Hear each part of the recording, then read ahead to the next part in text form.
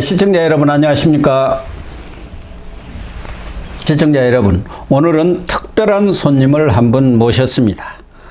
한동훈 신드롬 원인과 의미를 해부한 73년생 한동훈이라는 책을 저술해서 큰 반향을 일으키면서 베스트셀러 반열에 올린 심규진 교수입니다.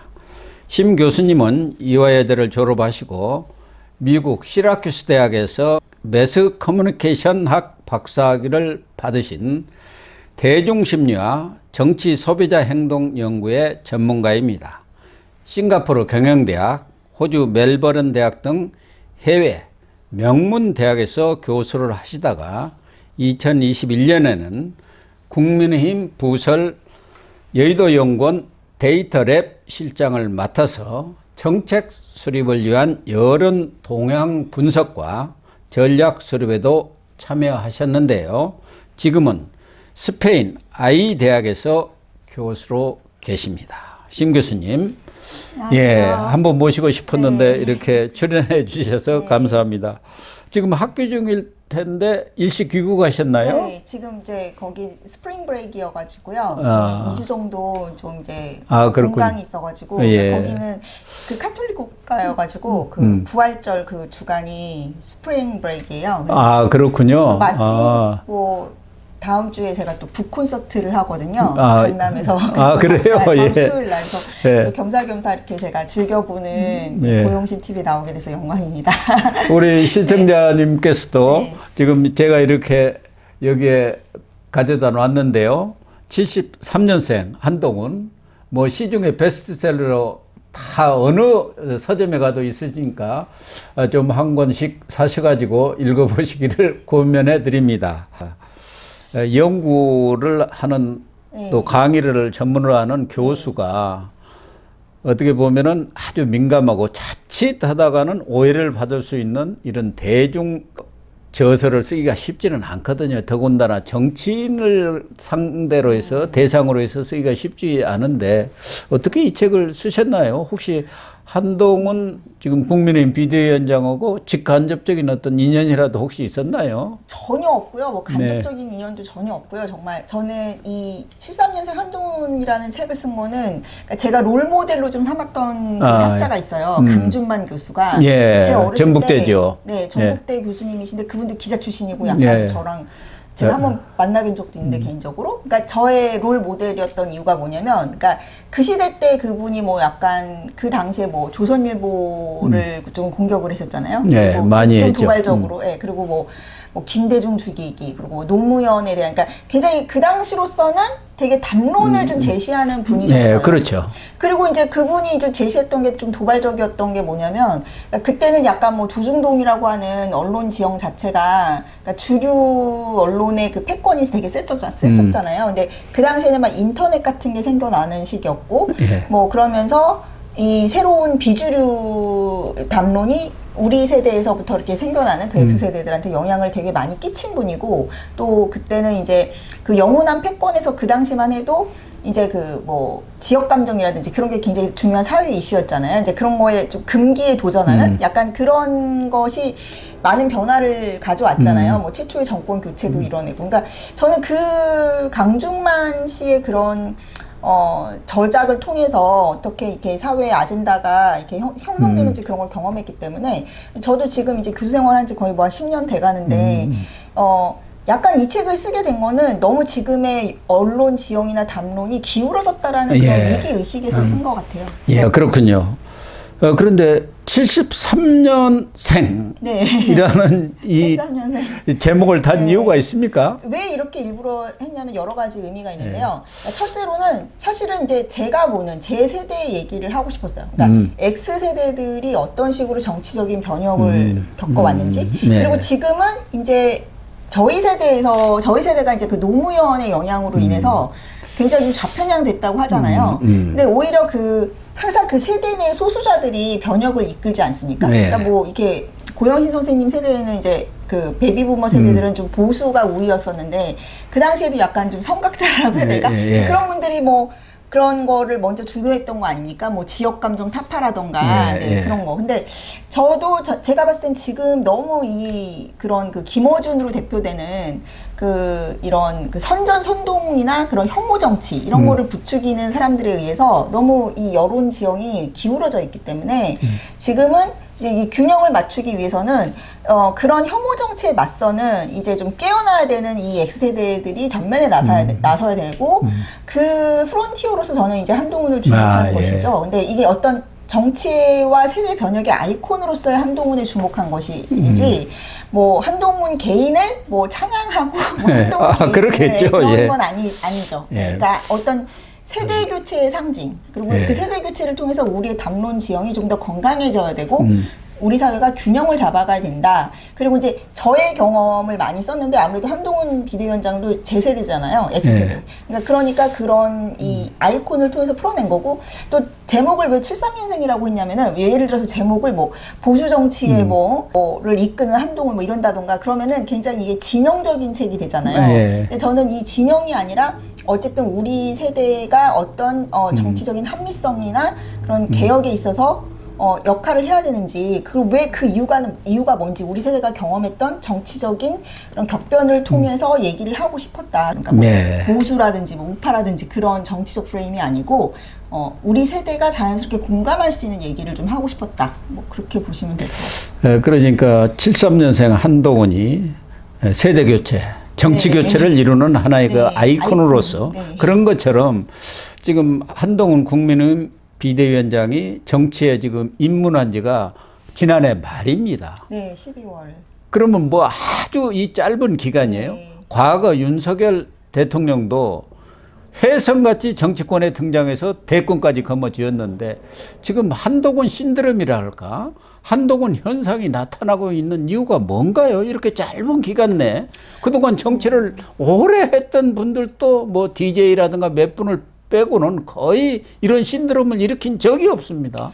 저는 한동훈의 현상이, 그러니까 일단 젊은 세대 70년대생 정치인 중에 이렇게 큰 임팩트를 남긴 사람이 있었나요? 그러니까 민주당에서 이제 우리가 봤던 그런 70년대생 정치인들이 그 86세대 정치에 완전히 복속돼 있잖아요. 예, 그러니까 그들이 그렇죠. 그냥 그게 뭐 악세사리, 그냥 예. 흡수돼 버렸죠. 흡인이 돼 버린 이제 상황이. 인기를 끄는 거는 달라 보이기 때문 아닐까요? 그리고 이렇게 본인이 이제 여의도 문법을 쓰지 않겠다고 했는데 모든 것들이 되게, 그러니까 저는 그 한동훈스러움을 그 X세대의 당당함이라고 저는 표현을 했거든요. 그러니까 어떤 사안에 그렇군요. 있어서도 그러니까 그게 뭐 비난을 받든 안 받든 간에 자기만의 논리를 가지고, 그러니까 어떻게 보면 좀 개인주의적인 면이 좀 있잖아요. 나는 한동훈이다. 그러니까 그게 우리 세대 때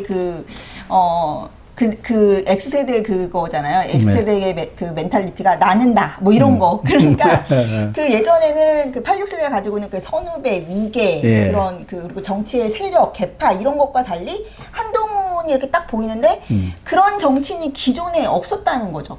기존에 없었고, 그리고 이제 윤석열 대통령 같은 경우도 이렇게 뭐 정의로운 검사 뭐 이런 걸로 해서 많은 국민적인 신드롬을 일으켰잖아요. 근데 이제 그거랑은 또 다른 거죠. 한동훈은 뭐 누구랑 이렇게 맞서서 막 이렇게 한다라기보다는 오히려 한동훈의 서사는 그 민주당에서 되게 한동훈을 괴롭히잖아요. 그러니까 뭔가 이렇게 잘난 되게 강남 X세대 이 사람을 막 이렇게 집단이 괴롭히는 그런 그림으로 사람들이 인식을 했다는 거예요, 젊은 세대가. 근데 거기에 대해서 지지 않고 맞서면서 자기의 아이덴티티를 당당하게 지켜내는 그 모습은 또 윤석열의 그 검사로서의 내러티브랑 또 다른 모습이거든요. 저는 그런 다름을 각인시켰다라는 게 그 이 신드롬의 근원 아닐까, 저는 그렇게 생각이 됩니다. 아, 그렇군요. 그런데 지금 한동훈이 등장한 것은 특히 지난 강서구청장 그 재보선 패배로 그렇죠. 보수가 위기를 맞았어요. 네. 윤석열 대통령이 당선이 되고 지방선거에도 또 압승을 하고 그랬는데도 불구하고 보수가 이 승리에 도취해서 그런지 이 강서구청장 패배로 인해서 어떻게 보면은 보수가 상당히 위기를 맞고 그런 상황 속에서 한동훈이 구원투수로 또 나선 것 아닙니까? 그렇죠. 그러면 윤석열 리더십은 실패한 건가요? 저는 절반의 성공, 절반의 실패 뭐 이렇게 얘기를 하고 싶은데, 일단 윤석열 대통령이 되게 보수의 엄청난, 그러니까 그 정권 교체를 이뤘다는 예. 것만으로 해도, 그러니까 정말 제가 책에 썼지만 폐허, 허허 벌판이었던 데다가 지금 이렇게 토대를 만들었다. 근데 지금 그게 윤석열 정권 리더십의 한계라고 뭐 어떤 사람들은 평할 수도 있겠지만 저는 어떤 구조적인 모순이 있잖아요. 윤석열 대통령이 여기서 정치를 오래 하신 분이 아니잖아요. 그러니까 지금 이 토대를 이제 땅 이거 하고 땅 다지고 이렇게 기둥 세우는 것도 너무 힘에 겨운.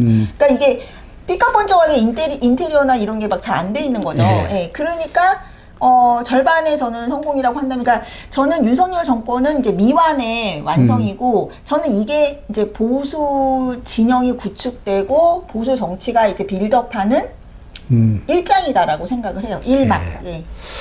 그러나 윤석열 대통령이나 어떻게 보면 한동훈 위원장이나 관료 엘리트주의, 그쵸, 또 관료 능력주의, 능력주의. 실용주의랄까, 네네. 실적주의, 네. 실력주의 이걸 지금 표방을 하고 그렇죠. 있는데 두 사람 간에는 리더십에 상당한 차이가 있는 것 같아요. 한동훈 비대위원장이 좀 달라 보이는 거는 역설적으로 자기 세력이 없어서 그래요. 그렇군요. 이재명은 자기의 대장동 카르텔이나 그 카르텔 정치를 계속하고 있잖아요, 노골적으로. 예. 네, 그리고 또 그거에 이제 그 민주당이 그 회복 탄력성이 또 좋은 게 그들은 이미 민주당이랑 거대한 인프라가 이제 카르텔화 된 거예요. 그래서 뭐 아무리 깽판을 쳐도 뭐 임종석이든 뭐든 뭐 이제 이재명 수령님 밑으로 모입시다 이런 식으로 전체주의처럼 돌아가는 그런 문화가 거기는 체질화돼 있는데 이 국민의힘은 그렇지 않다는 거죠. 네. 그래서 한동훈 비대위원장은 저 호를 단신 오지 않았습니까? 그러니까 한동훈식의 정치는 뭐냐면 여론에 의한 정치예요. 네. 네. 그러니까 여론을 이제 그 동력으로 삼아가지고 여론의 지지를 얻어서 하는 정치이기 때문에 그게 이제 일반 국민들한테는 되게 다르게 색다르게 느껴지는 거죠. 네. 그러니까 보수는 보수로서의 그런 진영 정치도 있습니다만은 특성을 보면은 각자 도생인 것 같아요. 자 도생. 그런데 진보 쪽 예. 저기는 진영을 뭉쳐 있습니다. 자기 개파로. 예, 뭐 위기가 닥친다든가 뭔가 결정적인 시기가 되면 다 떨어버리고 네. 다 함께 뭉치는 거 이게 무서운 거예요. 옛날에는 그게 보수가 그렇게 뭉치고 네. 저쪽이 분열을 했는데 그게 그러니까요. 탄핵을 기점으로 달라졌다고 하더라고요. 탄핵을 네. 기점으로 이제 모든 그 시민사회 인프라라든지 풀뿌리 그 조직들이 다 저쪽으로 넘어가지 않았습니까? 네. 그쪽이 굉장히 그런 그 박원순 10년을 또 거치면서 그런 것들이 많이 이제 축적이 돼 있으니까 이익관계로 이렇게 이익 공동체로 뭉치는 그런 정치가 거기는 딱 돼 있으니까 그 예전에 보수가 했던 거를 지금 저쪽이 하고 있는 거고 여기는 각자 도생으로 돼버린 거예요. 리더십이 공동화되면서. 그래서 지금 상황이 제가 볼 때는 인프라 차이가 너무 나는 것 같아요. 그러니까 여긴 정말 다 각자 도생. 그리고 책임을 누가 지려고 하지 않죠. 예. 그러니까 저기는 이제 뭐 이해찬이나 이런 사람들, 김부겸 이런 사람들은 당을 먼저 생각하는 그런 게 있잖아요. 그러니까 위기가 닥치면 내가 이렇게 나서겠다. 근데 오히려 그때 한동훈이 막 간보지 않은 정치를 한 거죠. 간보지 않으면서 뭐 9회 말, 뭐 이사 말루에는 내가 뭐가 됐든 휘두르겠다. 그리고 예. 나더러 다 독배라고 해서 나오지 말라고 했는데 딱 나서는 그 모습이 약간 제가 이제 묘사를 하자면은 왜 전쟁이 났는데 정말 그 왕세자가 나를 따르라면서 자기가 백병전을 예. 끌고 나가는 그런 모습으로 각인이 된 거예요. 많은 지지자들이. 그렇습니다. 예. 그러니까 그 임팩트는 굉장히 보수에서 볼 수 없었던 큰 임팩트였다. 박근혜 이후로 되게 이 지지층들이 확 결집을 하고 이 대중 동원력이 센 거는 그런 게 결기? 막 그런 거에서 나오는 거야. 아무도 진영을 위해서 희생한 보수 정신이 없었는데 그동안에 네. 각자 도생하고 맨날 책임 안 지려고 도망가고. 근데 그런 것 때문에 이제 이렇게 시너지가 나가지고 한동훈의 존재감이 부각된 것 같아요. 그렇습니다. 전쟁이 나도 장수가 제일 선두에 서야 하는데 그렇죠. 뒤에 서가지고 안전한 예. 지역에서 지휘만 하면은 이길 수가 없는데. 이길 수가 없죠. 예, 나가서 이제 특히 젊은 사람이 이렇게 나와서 그래서 그 고마움을 좀 느끼고 있는 거죠. 보수 쪽의 사람들이. 네. 그럼에도 불구하고 과연 한동훈 현상이 경우에 따라서는 반짝 스타랄까? 매력적인 신상품인 것은 틀림없는데 과거의 정치적인 그런 과정들을 볼 때도 그런 분들이 나타났다가 그냥 물건법처럼 사라지는 경우가 많았기 때문에 한동훈의 경우도 일시적인 현상으로 그칠 것 아닌가 하는 생각을 가진 사람들도 일부 있는 것 같고 과거에도 이인재라든지 문국현이라든지 박찬종이라든지 다 한때 선풍적인 인기를 끌고 팬덤이 생겼는데 그 팬덤이라는 것이 피로감을 느끼면서 사라지면서 바로 또 물거품이 된 포괄화된 경우도 많았고 최근에 이준석이가 그 대표적인 것 아닙니까? 그러나 한동훈은 이 정치권에 착근을 할 것이다. 이렇게 또 판단하는 분이 있는데 어느 쪽입니까? 아니 저는 모르겠어요. 저는 그런 저도 정치를 쭉 봐왔는데 애초부터 한동훈의 그 어떤 개인적인 인물의 스타성이라든지 그런 것이 되게 다른 것 같아요. 체급이. 그러니까 예를 들어서 뭐 문국현이니 이인재니 이런 사람들하고는 조금 비교가 안 된다. 그러니까 그 특히 기성 언론에서 평가하는 한동훈의 어떤 정치적인 정무 감각이랄까. 그러니까 지금까지 그 공천하는 과정이라든가 뭐 그 특히 이렇게 여론전에 이렇게 단련된 정신이 기존에 있었나 저는 그런 생각이 들어요. 그리고 좀 제일 가장 앞서 나가고 있다라는 것이고 이준석하고 비교를 해보면은 그 한 인물의 개인적인 그 기본기라는 측면에서 너무 차이가 나고 일단 뭐 더 길게는 말씀 안 드리겠습니다. 기초 체력이 좀 차이가 있죠. 이준석은 처음에 이렇게 신드롬으로 했을 때도 상당히 정치 세력에게 지지받는 정도가 약하다고 느껴졌었어요, 저는. 왜냐면 그 당대표 때도 보시면 아시겠지만, 그때도 나경원 의원이 더 높았는데, 그러니까 어거지로 좀 보수해서 뭔가 우리도 간판 좀 갈아보자, 좀 억지로 띄워주는 그게 많았고, 애초에 이준석은 그 기존에 지지하는 그 신드롬, 이준석의 그 신드롬이 굉장히 최고점을 찍었을 때도 그렇게 그 당 내에서의 지지 기반이 강고한 정치인이 아니었어요. 그리고 애초에 그 박근혜 탄핵 그런 문제로 인해서 그러니까 유승민 키즈라는 식으로 인식이 많이 됐기 때문에 주류의 지지를 압도적으로 받는 정치는 아니었다는 거죠. 오히려 그 말씀하신 오히려 그냥 한때 유행 그런 느낌이 사실 많이 들었던 정치인이고 그리고 이제 한동훈 씨 같은 경우는 일단 굉장히 처음에 법무부 장관 나섰을 때도 솔직히 뭐 법무부 장관이 그렇게 주목받을 수 있는 자리가 아님에도 불구하고 그러니까 그때부터 여러 가지로 정치적으로 단련된 느낌이 저는 많이 들었던 게 법무부 장관이었을 때도 되게 지지율이 막 그 여권에서 1위가 나왔잖아요. 그 이유는 뭐냐면은 그만큼의 스타성이 있고 자기가 언론을 굉장히 그 잘 활용할 줄도 알고 그러니까 이 기본적인 어떤 정치적인 체력이라든지 스킬이 좋은 사람이라는 거죠. 정무 감각, 정치 감각이 좀 뛰어난 것 아닌가 하는 생각도 드는데요. 한동훈 정치가 앞으로 또 착근을 하기 위해서는 윤석열 대통령과의 지금은 브로맨스라고 합니까? 그 참 좋습니다. 어쨌든 뭐 윤석열 대통령과 한동훈 관계는 뭐 천하가 다 하는 뭐 끈끈한 관계 아니겠습니까? 그러나 권력이라는 게 부자 간에도 나누지 못하고 하는 것처럼 지금 3년이라는 시간이 남아 있고 또 윤석열 대통령과 한동훈 간의 콜라보레이션이 잘 되어야 그게 이제 가장 핵심적인 뭐 총선에 이기는 것도 중요합니다만은 권력이 정권이 재창출이 돼야 하거든요. 그게 가능한 부분이 하나가 있어야 하는 것이고 또 하나는 새로운 정치. 그러니까 한동훈식의 정치라는 것은 우리가 말하는 흔히 이야기할 수 있는 선진화된 정치로의 우리 정치의 프레임을 패러다임을 바꾸는 그런 변화가 일어나지 않겠느냐 하는데 윤석열과 한동훈의 관계 잘 되어갈 것 같습니까? 저는 약간 윤석열과 한동훈의 관계가 제가 또 전 세계적으로 전 세계사를 거의 막 뒤지다시피 해가지고 그 아버지와 아들의 그러니까 후계 구도와의 관계를 이렇게 보면은요 굉장히 그 스무드한 권력의 이양은 정말 굉장히 그 낙타가 바늘구멍으로 어렵습니다. 어려워요. 그러니까 그런 경우가 굉장히 그러니까 역사는 잘 알려지진 않았지만 예를 들어서 아버지보다 아들이 더 뛰어났을 때라던가 그랬을 때는 아들이 그냥 쥐도새도 모르게 그러니까 그거 의문사. 그게 많지 않습니까? 요절이나 의문사. 그러니까 이게 자연사로 인식되니까 사람들이 잘 모르는 거지. 그런 경우가 굉장히 많고요. 아니면 그게 우리가 알고 있는 뭐 사도세자 뭐 이런 것처럼 막 뭐 그 아버지가 뭐 권력 집착이 많았던 아버지가 아들을 학대해가지고 뭐 그렇게 된 비극적인 경우도 굉장히 많고 심지어 지금 제가 이제 예를 들었던 태종하고 세종과의 관계도 사실 세종이 삼남이잖아요. 첫째 아들, 둘째 아들은 거의 학대당하시피 해서 이렇게 나가리가 된 거죠. 그러니까 굉장히 그렇게 되기가 어려운데 저는 윤석열 대통령하고 한동훈 비대위원장에 대해서는 제가 좀 가지고 있는 약간 긍정적인 부분은 뭐냐면 20년간 일해왔기 때문에 윤 대통령도 한 비대위원장의 성향을 알고 한 비대위원장도 윤 대통령을 안다는 거죠, 서로.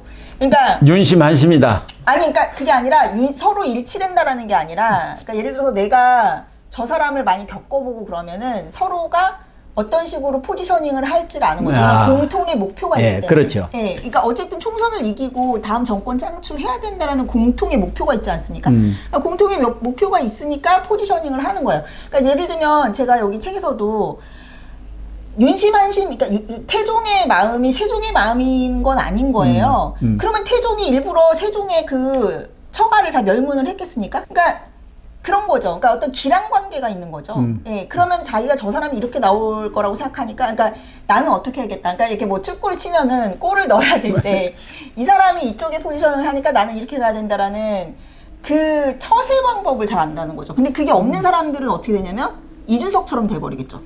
윤석열 대통령이 이제 되니까 살아남으려고 막 윤석열 대통령을 막 이렇게 칭송하지 않았습니까? 예, 그렇죠. 예, 그러다가 막 이제 그런데도 이제 자기가 잘려 나가니까 앙심을 품고 또 이렇게 돌변하잖아요. 그러니까 그거는 이준석이라는 사람이 윤석열 대통령을 전혀 이렇게 케미를 가질 수 있는 그런 경험이나 신뢰 자본이 없었기 때문에 예, 그런 그렇죠. 거죠. 예, 근데 한동훈 비대위원장은 검찰 때부터 계속 일을 해왔으니까 이 사람이 어떤 식으로 생각하고 있고 뭘 알기 때문에 그럼 나는 어떻게 된다는 포지션을 해야 하는지를 알지요. 거죠. 세종이 여기서 제가 책에 얘기했지만 세종이 3번 석고대죄를 했습니다. 그냥 권력을 준 게 아니라는 거예요. 이번에도 한동훈 비대위원장도 일종의 석고대죄를 한번 했습니다. 그쵸? 지난번에 네, 갈등이 빚어졌잖아요. 네. 그만두라고 했잖아요. 그런데 거부를 하고, 그렇죠. 근데 서천 그 불이 났을 때 쫓아가가지고 그 눈비에 오는데 탁 15분 서가지고 90도로 폴드 인사를 했지 않습니까? 그렇죠. 예. 그리고 존경한다. 예. 그렇게 존중하고 되게 신뢰한다. 예. 이렇게 했는데 그것도 일종의 현대판 석고대죄입니다. 그렇다니까요. 자기의 위치라든가 포지셔닝을 어떻게 해야 이 권력 투쟁에서 살아남는다는 것을 한동훈이 아주 예리하게 알고 있는 거죠. 알고 있는 거죠. 그러니까 정무적 감각이 되게 뛰어나고요. 그러면서도 사람들한테는 그게 그런 거예요. 제가 예를 들면은 한동훈이 예를 들어서 윤석열을 잘 모른다. 그렇게 치면은 자꾸 이준석처럼 가게 되는 거예요. 흔들리고 주변에 얼마나 이간질하는 사람이 많습니까? 그럼요. 그러면은 아니 한동훈이 만약에 그 인기에 취해가지고 막 셀카 그 사람 그 뭐 홍준표 씨 말대로 뭐 셀카 찍고 이런 인기에 취한 사람이면은 경거망동을 하게 돼 있죠. 그러면서 뭐 주변에서 얼마나 그럽니까? 언론에서 뭐 윤석열의 아바타를 벗어나야 된다. 그러다가 이준석 같은 행동을 하게 되는 거예요. 그러면 다 같이 공멸하게 되는 거죠. 그래서 그런 것도 있고 제가 처음에 이 책을 냈을 때 그런 식으로 사람들이 많이 얘기를 했어요. 아니 이번에 총선 지면은 한동훈 끝장 아니냐. 제가 뭐라고 했냐면 그 결과 정치는요 실패를 통해서 더 크는 거예요. 네. 그러니까 그 실패를 했냐 성공을 했느냐가 중요한 게 아니라 그 실패를 통해서 무엇을 얻어가느냐가 중요한 거고 설사 실패를 한다고 하더라도 그리고 이제 어떤 최선을 다해서 지지층들한테 그러니까 예를 들어서 최선을 다했는데 결과가 좋지 않았다 그러면 지지층들이 어떤 부채의식을 갖겠죠. 그러니까 노무현이 부산 나가가지고 맨날 떨어졌다고 해서 그게 그 사람의 끝이었냐고요. 그 사람의 시작이었지. 그렇습니다. 그리고 또 김대중 다 시작이었지 실패가. 그리고 문재인 하루아침에 딱 그렇게 인기를 얻은 게 아니에요. 문재인이 그 반호남 그 반문 정서가 되게 심했는데 계속 실패를 통해서 뭐 총선도 지고 대선도 지고 하면서 그게 만들어지는 빌드업이 되는 거지. 저는 그런 그 시각에는 동의할 수 없어요. 그러니까 뭐 제2의 황교안이라는 둥, 뭐 총선 지면 뭐 한동훈은 끝이라는 둥 그건 아니라고 저는 그렇죠. 생각합니다. 네. 어쨌든 한동훈은 이준석과는 다르다. 이것만은 확실한 것 같습니다. 달라도 확실히 다르다. 예.